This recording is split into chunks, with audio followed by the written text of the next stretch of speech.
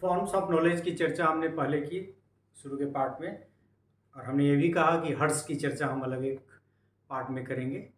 So now we shall be talking on Hirst's a scheme of forms of knowledge, और इसकी चर्चा हम पहले ही कर चुके हैं 7 की। So let us discuss all those 7s in this part of lecture. So this is what 7 you can say. So Hurst scheme of forms of knowledge along with the nature of concepts, tests of truth and examples of propositions are as number 1 वहाँ हम classify कर ही चुके हैं, formal, logic and mathematics. अब इसके nature के बाद, its nature of concepts is that it picks out relations of a general abstract kind. Maths के बारे में अभी हमने abstract की बात भी की। Its test of truth is deducibility within an axiom system. इसकी भी अभी ने चर्चा की। As for example, the base angles of an isosceles triangles are equal. Base angle ISOCELL triangles का इक्वल है, और इस तरह के बहुत है, सम्मुख कोण, ये कोण सम्मुख कोण आपस में बराबर होते हैं, कांतर कोण बराबर होते हैं, ये सब लॉजिकल एस्पेक्ट भी है और फिर मैथमेटिकल एस्पेक्ट है। सो फॉर ये एक नॉलेज का फॉर्म है जो लॉजिक और मैथमेटिक्स या उससे मिलती जुलती चीज़ों को है, जिसमें हम truth is deducibility within an axiom system और relations of a general abstract kind. तो लॉजिक के आधार पे, तर्क के आधार पे, और अब्स्ट्रैक्ट थिंग की स्टडी लॉजिकल तर्क के आधार पे हम चीज़ों को डिड्यूस करते हैं, लॉजिकली प्रूफ करते हैं। दूसरा है आपकी कैटेगरी फिजिकल साइंस। वहाँ भी आपने देखा, जैसा कि आप जानते हैं, फिजिकल साइंस मुख्य रूप से नॉन लिविंग की स्टडी करता है। It's nature of concept is that it ultimately refer to the sensible world nature. Its test of truth is test of observation. वहाँ भी साइंस में हमने कहा था। As for example, at constant temperature, the volume of a gas varies inversely with its pressure. तो एक तो ये है, इस तरह के फिजिक्स में कितने भी फैक्ट है, जैसे आप यदि किसी गुब्बारा को भी, यदि आप हवा जो उसके भीतर है, यदि उसको हीट मिलता है तो क्या होता है, वो एक्सपेंड करता है, फिर गुब्बारा फूट जाता है। तो इस तरह के कंसेप्ट्स फिजिकल साइंस। फिर ह्यूमन साइंस इंक्लूडिंग हिस्ट्री, वहाँ तीसरा में हमारा था। This discipline is about our awareness and understanding of our own and others. जैसे देखिएगा सोशल साइंस का बहुत यूनिट होगा जिसमें लिखेगा मानव के अध्ययन के क्रम में धरती का अध्ययन, पानी का अध्ययन, मानव और पानी का संबंध। So human sciences, this discipline is about our awareness and understanding of our own and others. It's nature of concept is that it is essential to interpersonal relationship and knowledge like believing, deciding etcetera. The human relationship, Page ने कहा कि society is संबंधों का एक जाल है। It's test of truth is judgment of our own states of mind. As for example, failure of the League of Nations led to the Second World War. मतलब यदि, जैसे क्वेश्चन पहले पूछता था पॉलिटिकल साइंस में कि क्यों हुआ, तो उसमें लोग लिखते थे लीग ऑफ नेशंस एक कमजोर संस्था थी। अभी भी आप देख सकते हैं कि यूक्रेन वार क्या स्थिति बनी हुई है, और यदि आप इससे ह्यूमन रिलेशनशिप को समझने का प्रयास करेंगे हिस्ट्री के माध्यम से भी, ये खेमा वो खेमा, तो आप बहुत सारे तथ्यों को समझ पाएंगे। So the third category is human sciences including history. The next form is model understanding. It's nature of concept is auth, duty, good etcetera, model.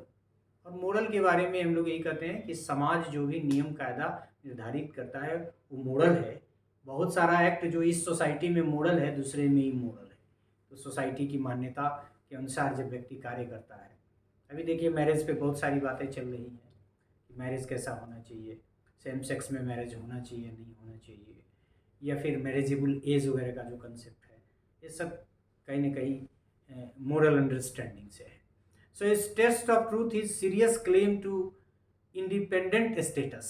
मतलब मोरल स्टडीज़ को भी, मोरल अंडरस्टैंडिंग को भी अलग एक डिसिप्लिन के रूप में करने की बात और उसके एक्सेप्ट करने की बात. So it test of truth is serious claims to independent status.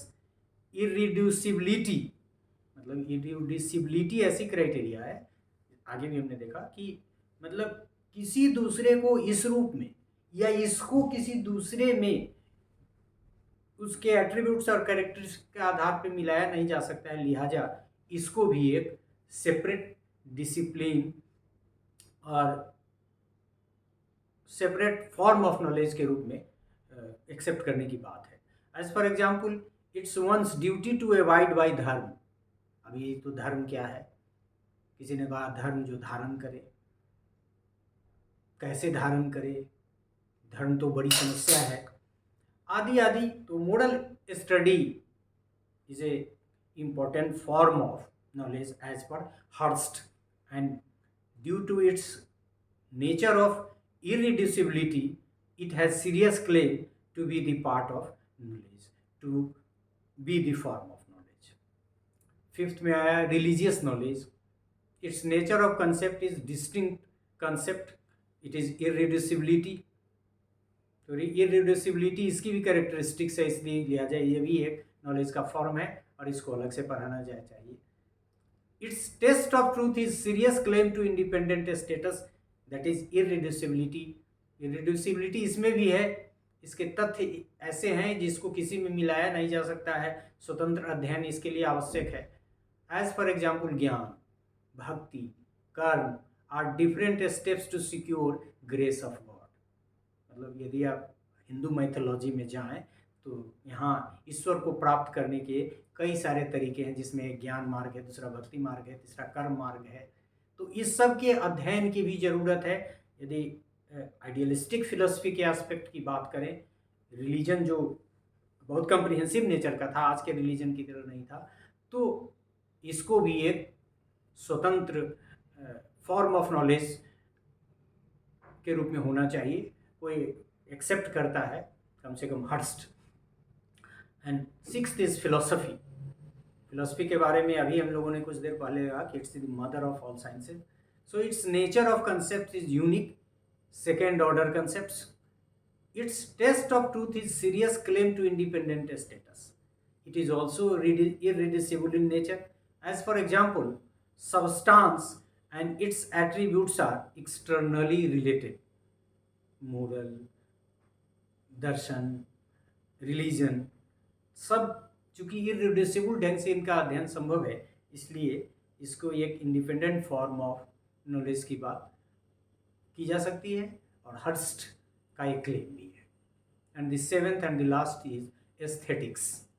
So aesthetics, it's nature of concept is a form of symbolic expression not confined to the linguistic.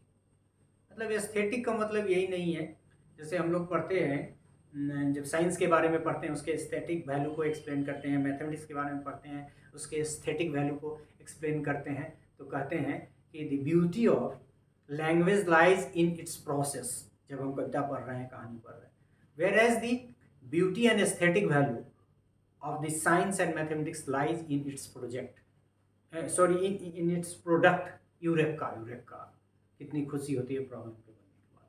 So aesthetic के बारे में कहा, it's nature of concept is a form of symbolic expression not confined to the linguistic one. Language तक इसका limitation नहीं. So it has its own structure, it has its own irreducible characteristics. So it is a separate and independent form of knowledge. Its test of truth is serious claim to independent status. तो सब में आ रहा है irreducibility. As for example, the universe aches for expression in its endless rhythm of lines. Flora, fauna, color, beauty, eternal values. Beauty is a value like that. colors, music, and movements. The sociologists of knowledge fundamentally disagree with any attempt to explain. मतलब ये तो hertz का classification हुआ, उनका claim हुआ कि there are 7 forms, and the view against Hurst is the sociologists of knowledge fundamentally disagree with any attempt to explain knowledge purely in terms of epistemological considerations without emphasizing the social determinants. और sociological aspect वाले लोगों का कहना है कि epistemology की दृष्टि से सिर्फ नॉलेज को डिवाइड नहीं किया जा सकता है तब तक जब तक सोशल डिटर्मिनेंट्स उसका एक हिस्सा नहीं हो, उसका एक आधार नहीं हो. Hirst's number of forms of knowledge and their discernibility have been criticised. Obvious है, वो कह रहा है कि ये अलग अलग है, इसके तत्वों को यदि तोड़े भी तो उसमें नहीं मिलाया जा सकता है. यही मतलब होता है डिसर्नेबिलिटी का, कि ये क्लेम कर रहा है कि जितने सातों हैं सब डिसर्नेबल हैं, but it has been criticised. लेकिन क्रिटिसिज्म के बाद भी हर्स्ट का ओपिनियन वही है, but Hirst was not ready to accept this criticism. So as per Hirst and others which also believe, those scholars, they believe in the theory of Hurst there are 7 forms of knowledge and all are distinct, discernible. So in this part of the lecture we have come to know that there are 7 forms of knowledge as per Hurst and its nature. We have discussed logic, mathematics, physical science, human science, moral science, religion, philosophy and last aesthetics. और sociologist का मानना है कि नहीं, social aspect is more important and without considering the social determinants knowledge cannot be classified, the forms of knowledge cannot be explained. But Hurst is rigid in terms of his 7 forms of knowledge, even if certain criticism have been forwarded against all his 7 forms of knowledge. So this is all about this part of the lecture, that is 7 forms of knowledge as forwarded by Hurst. Thank you very much.